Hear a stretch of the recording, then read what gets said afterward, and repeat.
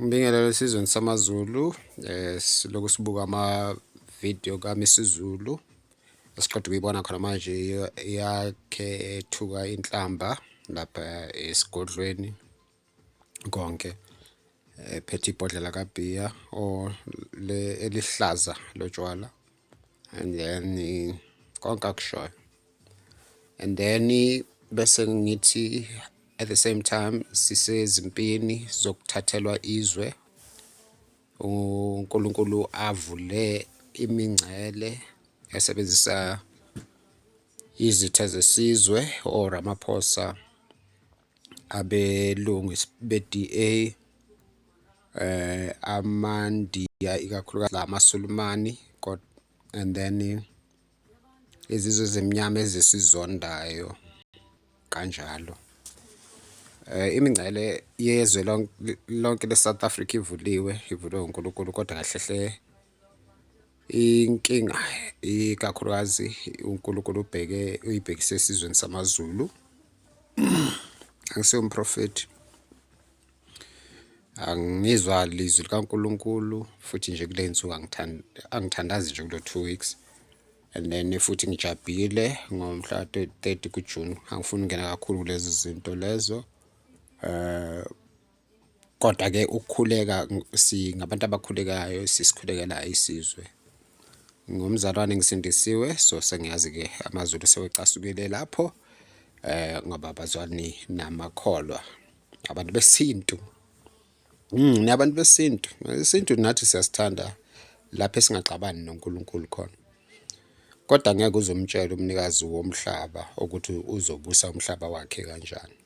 Ngeke. Manithi nihlonipha ubukhosi, indaba ubukhosi bukaNkulunkulu nibudelela because nihlonipha amakhosi abantu, ngisho sewenithuka ngey'nhlamba.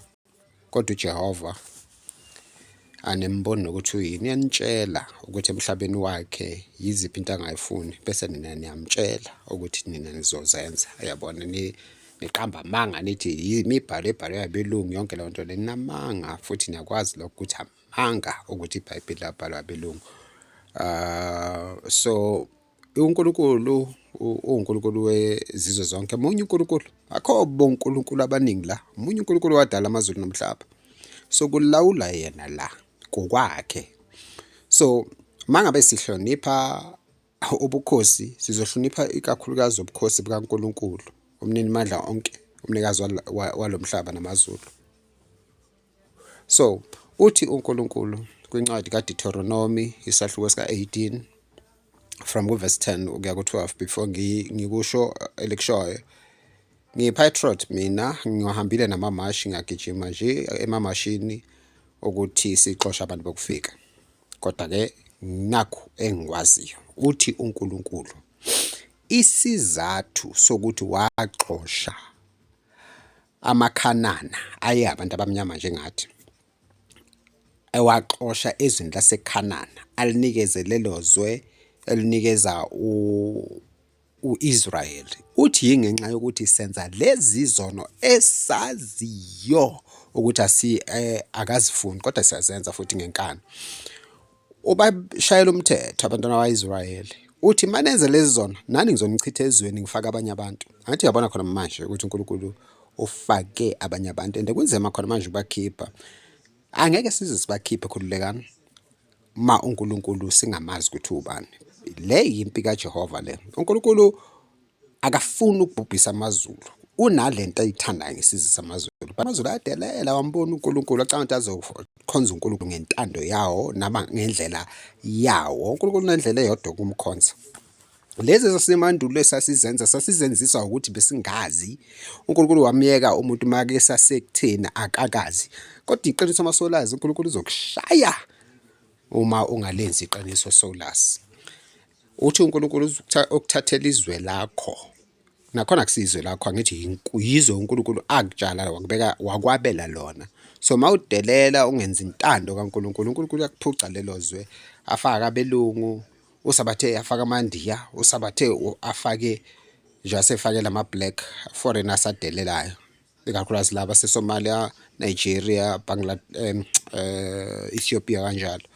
So labantu baletha vele ukuthi azosichitha kuleli lizwe yena esuJehova ngoba asilaleli, kodwa namanje akakafuni ukuthi siphume siphele, kodwa ukuphela siyaphela. Siku 70% poverty, ukuphela kwabantu labo. Sinesilo esiyihlazo kanje, ukuphela kwesizwe lokho. uNkulunkulu okudedele lokho ngenxa yenkani yesizwe samaZulu. Uthe uNkulunkulu abenza lezi zono yabachitha ezweni, especially laba kade ebakhethile wabagcoba ukuthi bazoba isizwe sakhe, bese benza lezi zinto uNkulunkulu yabachitha ezweni. Zibhaliwe kuDeuteronomy chapter 18 ku verse 10 to 12. Angeke ngizibale zonke ngoba angilibhekile khona manje iBhayibheli, but uthi uNkulunkulu ungadabulisi ingane yakho yentombazane noma yomfana emlilweni. Siyakwenza lokho sithi isiko.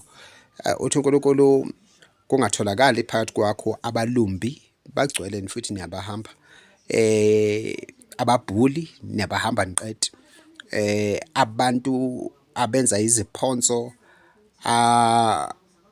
abantu abenza imilingo, lapho ukhuluma ngama-magician, uthi kungafumaneki kunina abantu abakhonza amadlozi noma abakhuluma nabafileyo. Zonke lezi zinto lezi uNkulunkulu uzibiza ngokuthakatha kwamanye amavesi.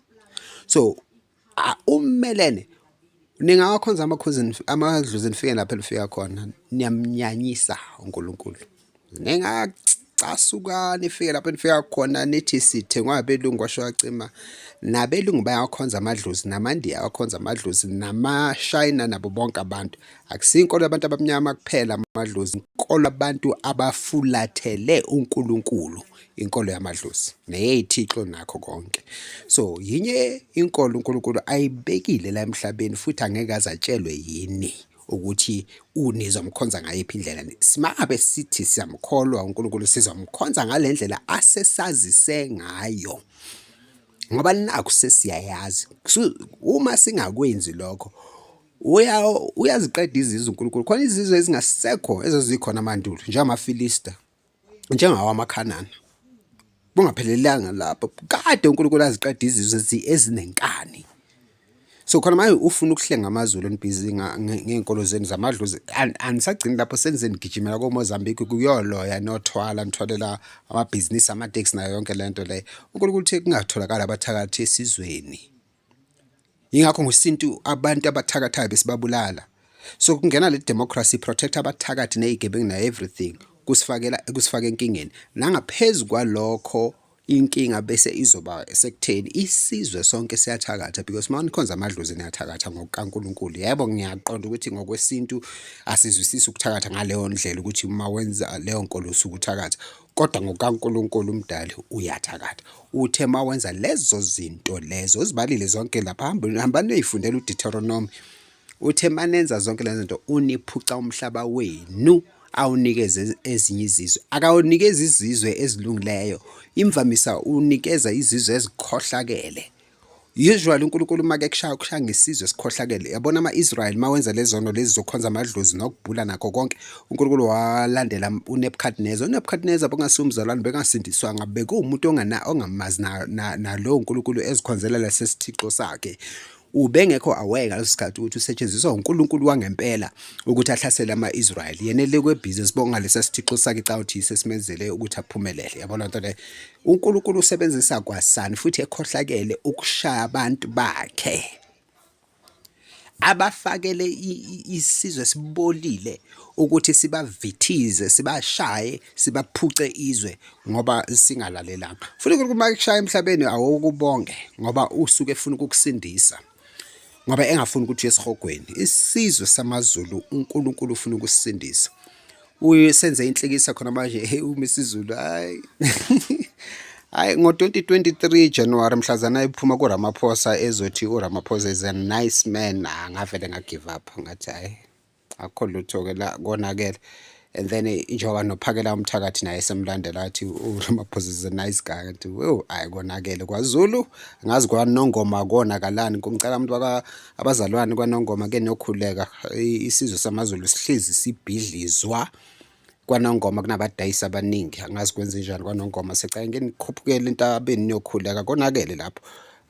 Mzilikazi bahlukana nesizwe kwaNongoma, Soshangane kwaNongoma, ubani konje lo waseqaleni waya koZambia naye kwaNongoma. So konakele kwaNongoma yindawo ye-division yesizwe.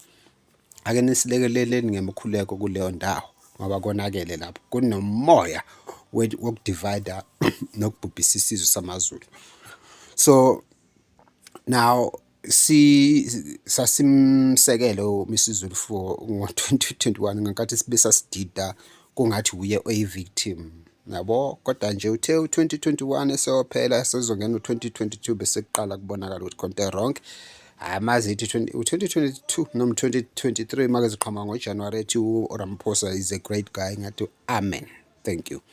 So and then leya mlungu wasesikhombisa-ke wafaka ku-YouTube ukuthi uRamaphosa ubribe uMisuzulu ngani. So uyashona leya mlungu last year, ngithi bayashona laba balwa noRamaphosa, bavukelwa izifo ezithize or bashayeke ngama-poison or mabe yizilo kuthiwe bashaye i-COVID, into kanjalo.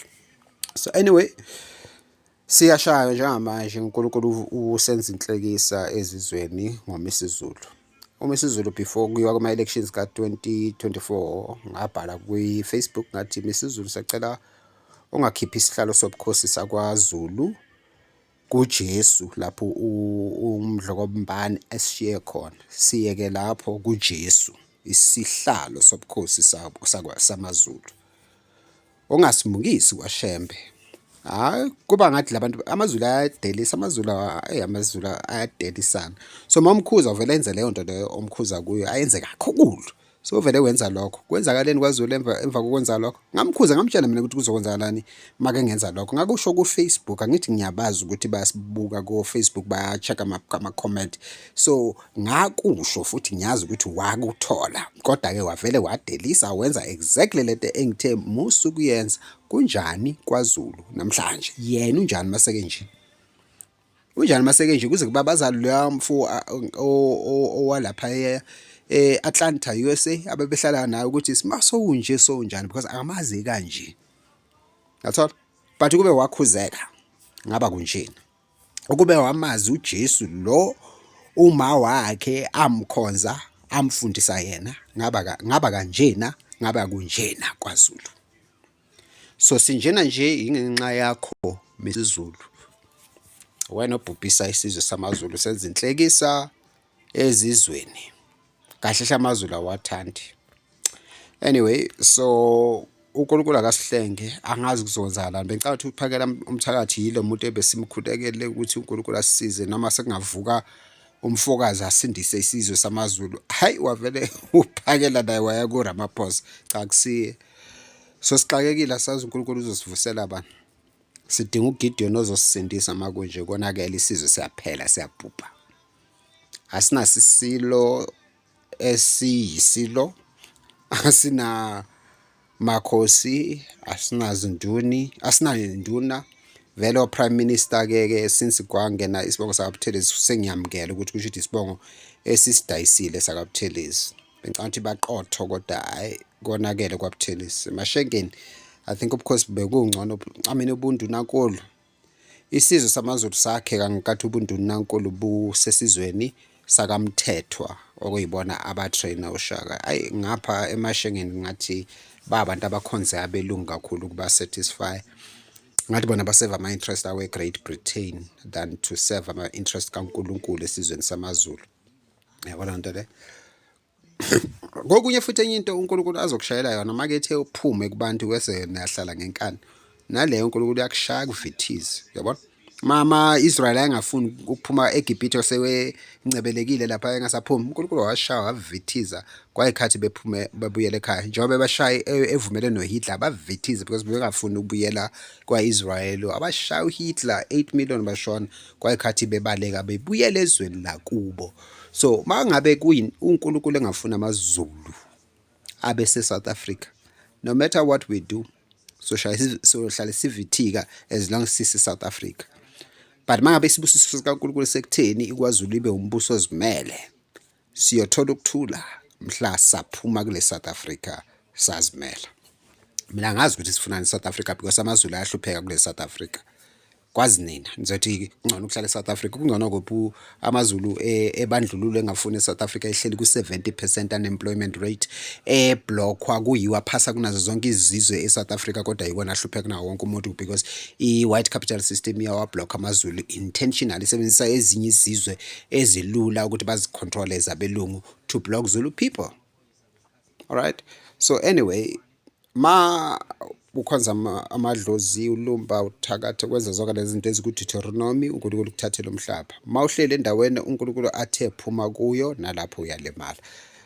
Ninenkani maZulu, and then abaholi benu vela bezwa next, abalaleli muntu-ke laba ya. Amanye alama letters awabhala ngabo 2016. Ngicabanga ukuthi ukube uKing Goodwill, actually iletha lengayibhala ngo-2016. UKing Goodwill ngathi wayeseqalile ethi uyayilalela because futhi wayefuna nokuya kwa-Israel. Wayefuna because kuleyo letter bengishilo ukuthi Isaiah 18 ukhuluma nathi amaZulu, ukhuluma noKhush esezweni leli sesikulo namhlanje ngoba sewuKhush vele. So ngiyamkhombisa ukuthi uNkulunkulu uthi kulolu size sikulona yisiphi isisombululo. Uyathola ngaleyo letha, ngiyethemba ukuthi bayamnikeza leyo letha. Ngazi phela ngindaba zange baconfirm abantu engabacela basondelene namakhosi ukuthi bayidlulise, but mhlawumbe mawubheka leya meeting kaJuly 2018 leyathi ukuthelisa uCyril Ramaphosa nje ezatshala le amaphoyisa akhe ukuthi ayogcwala lapha eKZN bese kufa amakhosi akwaZulu awu-55 from 2019 to 2024. Kodwa kuthiwa kunamaphoyisa la azovikela iKZN from ubugebengu ngesikhathi sawo kubulawe amakhosi akwaZulu awu-55. So abulawe ubani? Ngoba siyamaZulu amaphoyisa ukuthi awafuna amaZulu nobukhosi bakwaZulu. So kucacile, but anyway asiyeke. So i-meeting eyabasabise abathusa le yaSolundi ngoJuly 2018, yabo konke kwasuka lapho. Yayithola into le. So uKing Goodwill wayefuna ukuya kwa-Israel because khona into eshiwo Isaiah 18 ukuthi fanele siyenze siyisizwe ukuze uNkulunkulu asuse lolu laka lwakhe kuthina. Mase uyenza kanjani? Naku songene isiZulu bekungcono kumdlokombani manje angisazi-ke mina really, angazi ukuthi uNkulunkulu ngoba phela manje uNkulunkulu ufaka asihlenge manje makugcwele labantu abakanje, mina angazi ukuthi sokwenza njani. Angazi, I don't know. Angisemprofethi, angisiyi-leader yekerk,